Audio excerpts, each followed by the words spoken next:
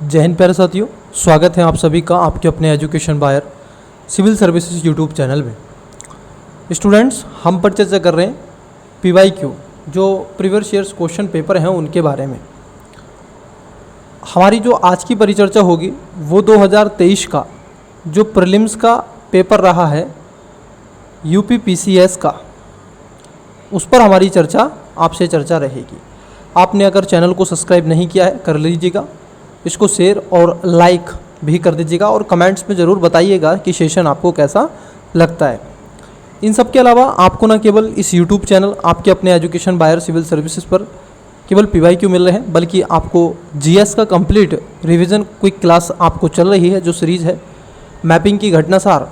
हमने last classes में अभी जो उत्तर प्रदेश की मैराथन है जिसमें बजट भी हमने चर्चाओं का विषय बनाया है, सारी चीज़ें उसमें हमने देखी हैं, तो आपने नहीं देखा है उसको देख लीजिएगा। करंट अफेयर के साथ मैपिंग यूट्यूब पर पहली बार कोई नहीं लेकर के आया, मैं लेकर के आया हूँ, तो आप उसको देख लीजिएगा, ठीक है। इन सब के अलावा मेरा उद्देश्य रहेगा कि मैं UPSC के 2015 से 2020 तक के क्वेश्चन भी आपसे चर्चा का विषय बना लूँ GS का।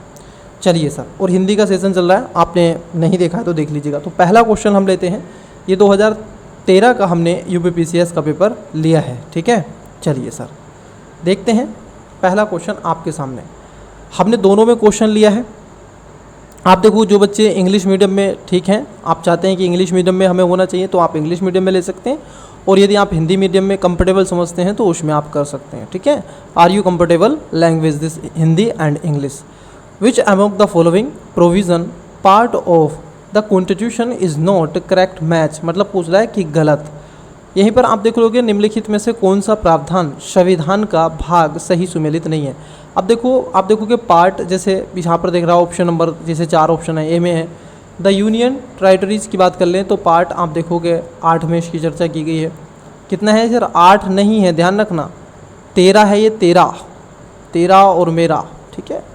उसके साथ साथ सेकंड की बात कर ले, ऑप्शन नंबर बी में है the schedule and tribal areas, part number कितना है ये? 10 है सर, ठीक है। इन सब के अलावा आप देखोगे जो ट्रिब्यूनल है पार्ट नंबर 11 में, और ऑफिशियल लैंग्वेज जो है पार्ट नंबर आप देखोगे 17 में। क्या इनमें सब सारी बातें की गई हैं?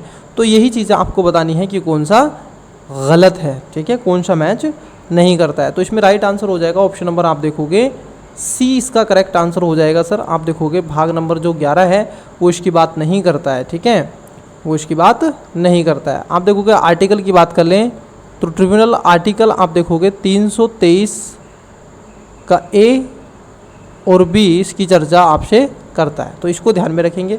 अगला क्वेश्चन देखिए, अगला क्वेश्चन है सूचिए। अब देखो दोनों में तो मेरे नहीं कवर कर सकता कि हिंदी में भी पढ़ूँ और इंग्लिश में भी, ठीक है।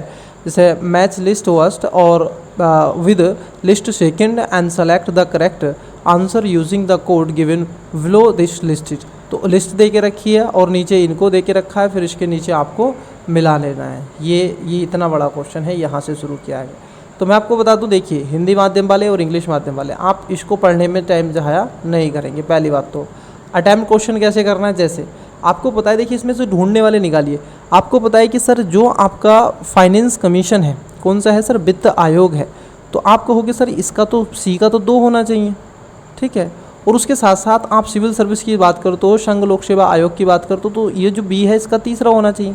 अब आप देखिए बी का तीसरा किस में है? बी का तीसरा इसमें है, इसमें, तो इसको काट दीजिएगा, इसको काट दीजिएगा। अब बी का तीसरा इसमें, आप देखना जरा सी का दूसरा किस में है? सी का दूसरा केवल इसमें है, तो आंसर तो निकल आया। और ए का चौथा 324 है, वो बात करता है राष्ट्रीय अनुसूचित जाति आयोग की, और निर्वाचन आयोग जो है आप देखोगे ये बात करता है डी में, 324 में। जो निर्वाचन आयोग है वो 324 में, तो इसका यह हो जाएगा पहले का चौथा हो जाएगा सर, पहले का चौथा हो जाएगा, पहले का चौथा हो जाएगा। और 338 की बात कर लें तो इसमें अनुसूचित जाति है। अगर हम देखें 338 जो बी है, ठीक है, उसमें यहाँ पर SC ST फिर OBC का है, तो इस तरीके से इसमें रखे गए हैं। तो इसलिए राइट आंसर क्या हो जाएगा? बी। तो आप ऐसे आंसर को क्या कर सकते हैं? चुन सकते हैं। नेक्स्ट क्वेश्चन देखिए, निम्नलिखित घटनाओं पर विचार कीजिए और इन्हें सही कालानुक्रम में व्यवस्थित कीजिए। सबसे पहले से लेकर के आखिर तक आखिरी गतिविधि क्या है? देखिए सर, आप मुझे एक चीज़ बताइएगा, यहाँ पर देके रखा है जैसे स्टेटमेंट है, प्रारूप समिति की नियुक्ति कब हुई थी ये आपको बताना है। भारतीय संविधान को अंगीकृत और अधिनियमित किया गया था कब, भारतीय संविधान के प्रवर्तन में होने की तिथि क्या है, और संविधान सभा। देखो जो संविधान सभा है ये 9 दिसंबर, ठीक है, दिसंबर 1946 को ये बनाई गई थी। कब बनाई गई थी? 9 दिसंबर 1946 को इसको बनाया गया। तो सबसे पहले आएगा चौथा। अब चौथा किस में है? इसमें है, इसमें है। इसको कट कर दीजिएगा, इसको कट कर दीजिएगा। उसके बाद देखो आपको कुछ नहीं करना है, एक दोनों में से हेमुलर है। फिर उसके बाद प्रारूपिक समिति आती है। अब मुझे बताओ यहाँ पर है भारतीय संविधान को अंगीकृत और अधिनियमित किया गया। कब किया गया? हमने अधिनियमित कब किया था? आप जरा इसको सेकेंड स्टेटमेंट को पढ़िए। Indian constitution was adept to inherent. तो आप बताइए इनहेरिट कब किया गया था? आप कहोगे 26 जनवरी सन 1950 पे हमने किया था। लेकिन संविधान के प्रवर्तित होने की तिथि क्या है? जैसे आप देखोगे date of commencement of Indian constitution, तो इसमें जो डेट है वो 26 नवंबर है सर। ये है जनवरी, तो नवंबर पहले आ जाता है, इसलिए आप देखोगे राइट आंसर क्या हो जाएगा? उससे पहले आपका क्या आएगा? यही आएगा। ठीक है, तो आप कहोगे इसका राइट आंसर क्या हो जाएगा? तीसरे का राइट आंसर होगा, वो तीसरे का राइट आंसर आप देखोगे डी हो जाएगा। ठीक है, चलिए अगला क्वेश्चन देखते हैं। दो कथन कारण देखे रखे, इनको कभी मत पढ़ना, टाइम वेस्ट मत करना अपना कथन कारण के। Given and below two are statement, one is elaborated and assist a and, तो ये मत पढ़ना। ठीक है, आप आइए इसको देखिएगा सीधा अभिकथन पे। किसी राज्य की सीमा बदलने की सिफारिश राष्ट्रपति संसद को देता है। अब देखो राष्ट्रपति संसद को देता है, क्या ऐसा करेगा? इसके लिए राष्ट्रपति संबंधित राज्य की विधानमंडल द्वारा उस पर प्रस्ताव विचार कर खास अवधि के भीतर प्राप्त करता है। ऐसी बात तो कहीं पर भी आप देखोगे नहीं व्याख्यान की गई है, या की गई है? ऐसी व्याख्यान आई होप नहीं की गई है। ठीक है, बात एकदम ठीक है।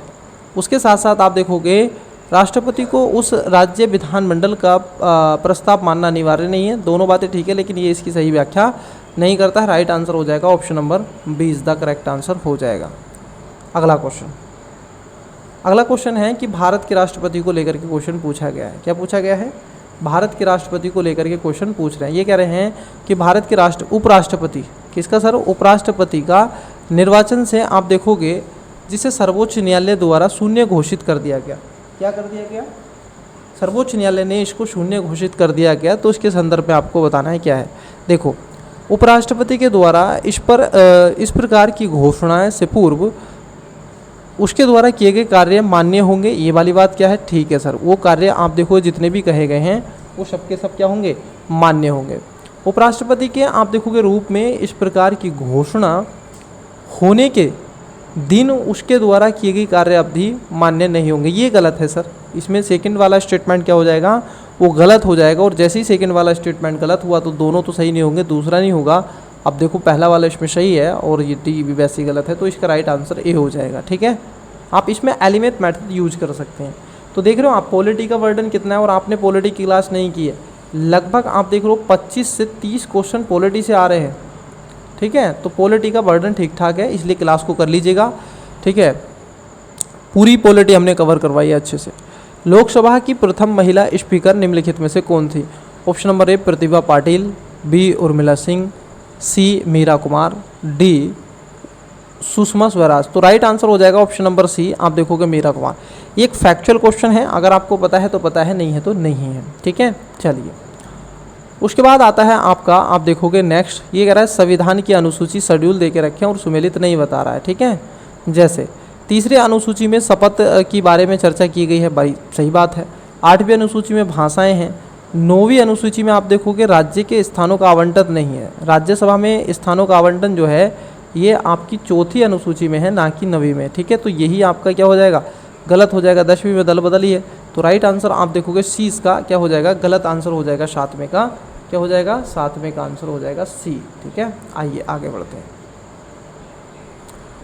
भारतीय संविधान ने प्रारंभ में किस अवधि के लिए सभी सरकारी उद्देश्यों को हेतु अंग्रेजी भाषा के उपयोग के लिए अनुमति प्रदान की थी? तो आपको ये बताना है सर। ऑप्शन नंबर है 5 वर्ष, बी 10 वर्ष, सी 15 वर्ष, या फिर डी 20 वर्षों के लिए। तो आप देखोगे ये ज़्यादा लॉन्ग टर्म हमने नहीं लिया था, मात्र 15 साल तक के लिए हमने इस चीज़ को रखा था कि आप देखोगे प्रारंभ के समय, क्योंकि इतना बड़ा नॉलेज हब नहीं हुआ है, भारत इतना बड़ा विकसित या डेवलप नहीं है, तो इसलिए हम पहले क्या करेंगे, इंग्लिश की भाषा को ही यूज करेंगे। नेक्स्ट, राष्ट्रपति संसद का आप देखोगे भाग होता है बिल्कुल। संविधान के आर्टिकल 79 में साफ साफ कहा गया है कि भारत की एक पार्लियामेंट होगी जिसके 2 सदन होंगे, जिसमें आप देखोगे 80 में राज्यसभा होता है और 81 में लोकसभा होता है। लेकिन उसके साथ साथ ये भी कहा गया है इस 79 में कि इसके 3 अंग होंगे, और इस अंग में आप देखोगे लेजिस्लेटिव, ठीक है, लोकसभा, उसके साथ साथ राज्यसभा, उसके साथ साथ प्रेसिडेंट्स। तो प्रेसिडेंट्स बिल्कुल इसका भाग होते हैं। संसद के दोनों सदनों द्वारा आप देखोगे पारित विधेयक राष्ट्रपति की सहमति के बिना कानून नहीं बन सकता। बिल्कुल, आप चाहे कितना भी कुदा लीजिए, जब तक राष्ट्रपति उस पर सहमति अपनी व्यक्त नहीं कर देंगे तब तक आपका वो कानून नहीं बनेगा। ये भारत का आप देखोगे पार्लियामेंट सिस्टम देखने के लिए आपको मिलेगा। तो इसलिए इसका राइट आंसर की अगर हम बात कर ले, दोनों बातें तो ठीक है। अब देखिए ये क्या व्याख्या नहीं करता है, भाई मैं कह रहा हूँ कि ये व्याख्या भी करता है, सारी चीज़ें करता है। राइट आंसर बी हो जाएगा, ठीक है। चलिए अगला क्वेश्चन, संघीय वित्त आयोग के संदर्भ में कथनों में से कौन सा। देखिए, वित्त आयोग के अध्यक्ष, एक अध्यक्ष और 6 सदस्य होते हैं। ऐसा थोड़ा ही नहीं है कि उसमें 7 सदस्य होते हैं, उसमें मात्र आप देखोगे 3 से 4 सदस्य के आसपास होते हैं वित्त में, ठीक है। तो पहला गलत हो गया। यह अपना प्रतिवेदन नीति आयोग को प्रस्तावित करता है। नहीं सर, ये अपना प्रतिवेदन नीति आयोग को प्रस्तावित नहीं करता है। तो राइट आंसर हो जाएगा, ये संसद के पटल पर अपने प्रतिवेदन को जारी करता है। नीचे उच्चतम न्यायालय के मौलिक अधिकारों के हनन रोकने के लिए रिट जारी के संबंध में चीज़ें हैं। जैसे ये कह रहे हैं कि उच्चतम न्यायालय को यह शक्ति प्रदत्त है कि वह बंदी, प्रत्यक्षीकरण, परमादेश, प्रतिषेध, अधिकार परीक्षा और उत्प्रेक्षण रिट जो भी मूल अधिकारों को लागू करने के लिए समुचित हो उस रिट का प्रयोग कर सकते हैं। बिल्कुल करेगी, बिल्कुल करेगी, ये वाली बात क्या है आपकी ठीक हो जाती है। दूसरे में कह रहे हैं कि संसद को अधिकार है कि वह कानून बना कर किसी अन्य न्यायालय को अपनी अधिकारिता स्थानीय सीमाओं के भीतर या उच्चतम न्यायालय के इर्द गिर्द शक्तियों का प्रयोग कर सकती हैं। बिल्कुल, ये आप देखोगे पार्लियामेंट को ये राइट्स दे के रखे हैं कि वो ऐसा करे, लेकिन सर ऐसा नहीं, क्योंकि ये है वह कानून। देखो ये कह रहा है संसद को अधिकार है कि वह कानून बनाकर किसी अन्य न्यायालय को अपनी, देखो अधिकार स्थानीय सीमाओं के भीतर उच्चतम न्यायालय की गई, ऐसा नहीं है, ये गलत है, ठीक है। दूसरा स्टेटमेंट गलत है और पहला सही है। देखो सॉरी दोनों बातें इसमें ठीक हैं। संसद क्या कर सकती है, एक मिनट ज़रा समझना, संसद क्या कर सकती है, वो उसको राइट दिया गया है कि वो कानून बनाती है और वो बनाती रहेगी, ठीक है। तो 12 का आंसर हो जाएगा option number A correct answer. Bharat के महान्यायवादी के संदर्भ में निम्नलिखित कथनों में से कौन सा कथन सही है। न्यायवादी, अटॉर्नी जनरल इनको कहते हैं। With reference to the attorney general of India which of following statement आज is are and correct. Statement पहले का है, a person is appointed a attorney general who is qualified to a appointed as जज of the supreme court. Yes, ये वाली बात एकदम correct है। The attorney generals can be removed through the same process at the जजेस of the supreme court. But ये यहाँ पर चर्चा नहीं है, तो इसका राइट आंसर पूछा आपसे, ठीक है, सही पूछा है, तो ए इसका आंसर होना चाहिए। 12 का राइट आंसर हो जाएगा ए, ठीक है। चलिए सर, ये मैंने इंग्लिश में ही कर दिया, ठीक है, आपको हिंदी में पढ़ लीजिए, कोई दिक्कत नहीं है।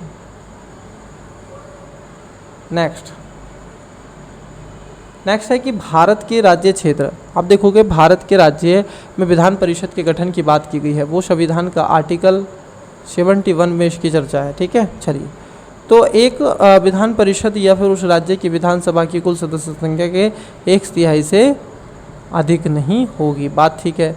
एक राज्य की विधान आप देखोगे परिषद में कम से कम 40 सदस्य आवश्यक होने चाहिए, ये वाली बात क्या हो जाती है, ठीक है। तो दोनों बातें क्या हो जाती हैं, ठीक हो जाती हैं सर। 40 तो आपके होने मैंडेटरी है। अगला है संसद में उत्तर प्रदेश के प्रतिनिधित्व की बात कर ले। जैसे राज्यसभा में कितनी सीटें हैं, 31 है, लोकसभा में कितनी हैं, 80 हैं। तो अब पूछा है कितना सही है, बस जितना सही है तो आप लगा दीजिए। ऑप्शन नंबर क्या हो जाएगा, सी इज करेक्ट आंसर हो जाएगा।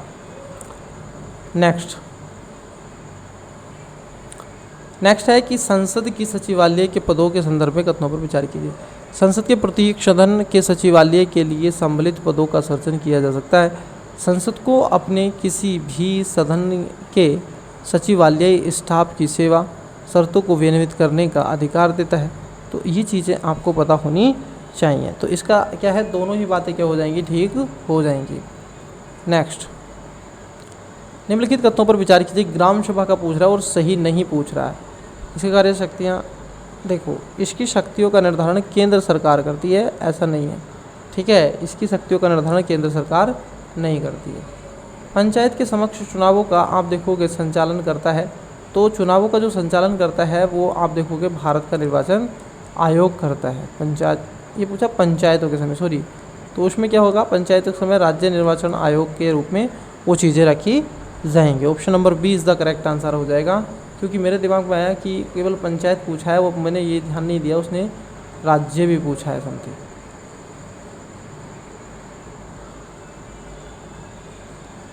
ठीक है, तो ये भी आपको ध्यान में रहना चाहिए, क्योंकि ट्रेंड एनालिसिस करेंगे तो चीज़ें आपको और भी अच्छी से देखने के लिए मिलेंगी।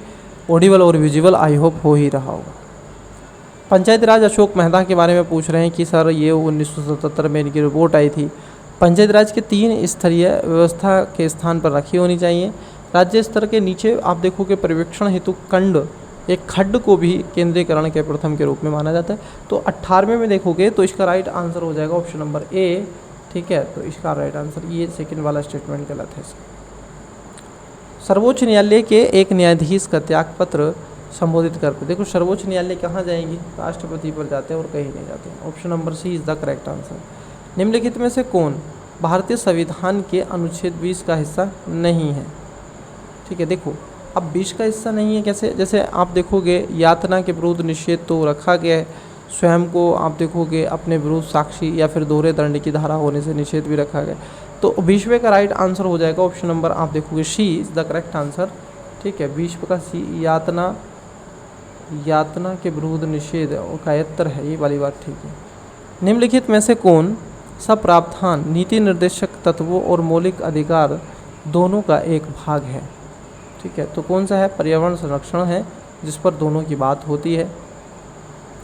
संसद की संयुक्त बैठक की अगर हम बात कर लें तो उसके संदर्भ में कथनों में से कौन सा सही नहीं है। अनुच्छेद कुछ दशाओं में संसद की दोहरी आप देखोगे सदनों की संयुक्त बैठक का प्रावधान ला सकते हैं। दोनों सदनों की संयुक्त बैठक की अध्यक्षता स्पीकर करते हैं। तो ये सारी चीज़ें आपको देखने के लिए मिल रही हैं। तो इसका राइट आंसर हो जाएगा ऑप्शन नंबर बी। पहला वाला गलत है, ठीक है, पहला वाला गलत है और दूसरा वाला ठीक है। प्राचीन काल के आप देखोगे भारत पर आक्रमण के संबंध में निम्नलिखित में से कौन सा सही है। देखो पहले आए थे, आप देखोगे क्या आए थे, शक थे, फिर यूनानी थे, फिर कुषाण थे, ठीक है, ऐसे ही होगा ना, यूनानी शक कुषाण ऐसे होगा शायद, या तो ये होगा या फिर ये होगा, ठीक है। अगर आप देखोगे तो इसका राइट आंसर ए होगा। मिलिंद पराव राजा मिलिंद तथा एक बौद्ध भिक्षु के मध्य संवाद के द्वारा वह भिक्षु थे। तो उस समय जो भिक्षु हुआ करते थे, जो उनका संवाद हुआ था, तो इनको नाग अर्जुन सेन ने दिया था। चरक संहिता कितने अध्यायों में खंडित विभाजित है, ठीक है। अब मुझे बताइएगा, तो इसका आप देखोगे राइट आंसर हो जाएगा ऑप्शन नंबर क्या हो जाएगा सर, ए। मुझे नहीं पता लेकिन मैं तो बोल रहा हूँ 120 अध्याय और 8 खंड, मतलब तो इतना आएगा। तो आपसे थोड़ा ही नहीं पूछने आ रहा है एग्जामिनर कि आपने भरा है नहीं भरा। वैदिक कालीन प्रशासन में आप देखोगे भाग बहु और अधिकारी था, ठीक है। अब ये आपको बताना है कि क्या है। जैसे समाचार पत्र आप देखोगे समाचार पहुंचने वाला है, दूर है, तो उसका भी एक एक्साइट पर रहता है, ठीक है। तो इसका राइट आंसर अगर आप देखोगे तो राइट आंसर हो जाएगा ऑप्शन नंबर डी कि 60 अध्याय और 60 खंड में, ठीक है। वैदिक आप देखोगे वैदिक कालीन प्रशासन में भड़ूच से अधिकारी समाचार पत्रों में कौन रहा था। अभी जीव विज्ञान का प्रावधान और उसके साथ साथ सारे शेरवा का चल लिया, तो ये चीज़ें भी आपको देखने के लिए मिलेंगी, ठीक है। तो यहाँ पर आप देखोगे पॉलिटी के लगभग ये क्वेश्चन थे, लगभग 25 क्वेश्चन आए हैं जो आपसे पूछे जा चुके हैं। इसमें आप देखोगे वैदिक कालीन प्रशासन में भाग दुहा कौन अधिकारी है। अब देखो इसमें समाचार आप देखो पहुँचने वाला, जंगलों का प्रावधान, या फिर उसके साथ साथ आप जुआ द्वारा सारी चीज़ें देखने के लिए आपको मिलती हैं। तो इसमें जो देखोगे राइट आंसर हो जाएगा ऑप्शन नंबर, अगर हम बात कर लें 26 का, तो 26 का राइट आंसर हो जाएगा option number D is the correct answer हो जाएगा, राजस्व वाला जमाखोरी। तो कल मैं आपसे आगे बात करूँगा, ठीक है। तो मिलता हूँ अगली क्लासेस में, तब तक के लिए धन्यवाद। पढ़ते रहिएगा, चैनल को लाइक और शेयर सब्सक्राइब कर लीजिएगा। Bye, best of luck.